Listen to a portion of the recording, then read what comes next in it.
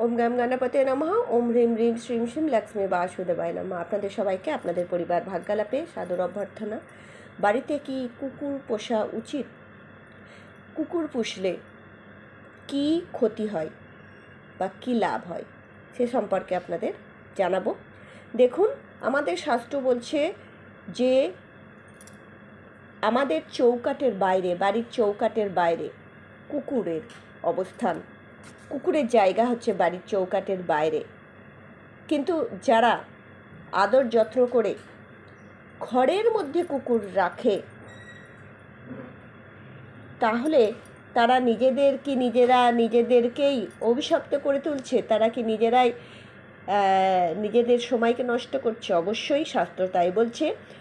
শাস্ত্র বলছে যে কুকুরের লোম যেখানে পড়ে এবং পায়ের ধুলো যেখানে পড়ে, পায়ের ছাপ যেখানে পড়ে, সেইখানে ভগবান অবস্থান করে না। সেই বাড়িতে ভগবান কোনো কিছু গ্রহণ করে না এবং তার পূর্বপুরুষরাও সেই বাড়িতে কোনো কিছু গ্রহণ করে না। অর্থাৎ আপনি তাদের জন্য যাই ক্রিয়াকর্ম করুন না কেন, শ্রাদ্ধ বলুন বা তর্পণ, কোনো কিছুই তারা গ্রহণ করে না।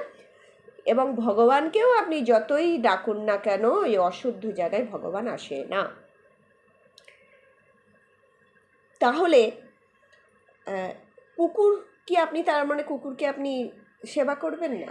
হ্যাঁ, অবশ্যই সেবা করবেন। ঘরের বাইরে আপনি সেবা করবেন কিভাবে? তাকে খাদ্য দিন, তাকে আপনি জল দিন, সমস্ত কিছু দিন। আপনি ওষুধ, তার মেডিসিনের দরকার হলে সেবা শুশ্রূষা করবেন, কিন্তু অযথা তাকে নিয়ে আদিক্ষেতা, চুমু খাওয়া, আরও নানা রকম ঘরের মধ্যে বিছানায় শুচ্ছে, এই সমস্ত করা কখনোই কিন্তু শাস্ত্র বলছে উচিত নয়। এই ভিডিও শোনার পর হয়তো যারা কুকুর প্রেমী আছে, পশু প্রেমী আছে, রে রে রে রে রে রে করে উঠবে। কিন্তু স্বাস্থ্যসম্মত কথাগুলো বলছি। আমাদের শাস্ত্রে বর্ণনা করা আছে যে কুকুরকে ছুলে সবস্ত্র স্নান করা উচিত, স্নান করে শুদ্ধ হওয়া উচিত। আবার অনেকে বলেন যে কুকুর সেবা মানে পরম বৈষ্ণবের সেবা। নিজেদের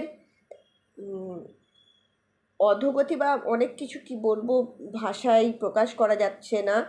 দেখুন কত কিছু বলেন। দেখুন, জীব সেবা শিব সেবা, কিন্তু একটা মর্যাদা রেখে উচিত, শাস্ত্র মেনে করা উচিত। করুন, অবশ্যই উপকৃত হবেন, ভালো থাকবেন।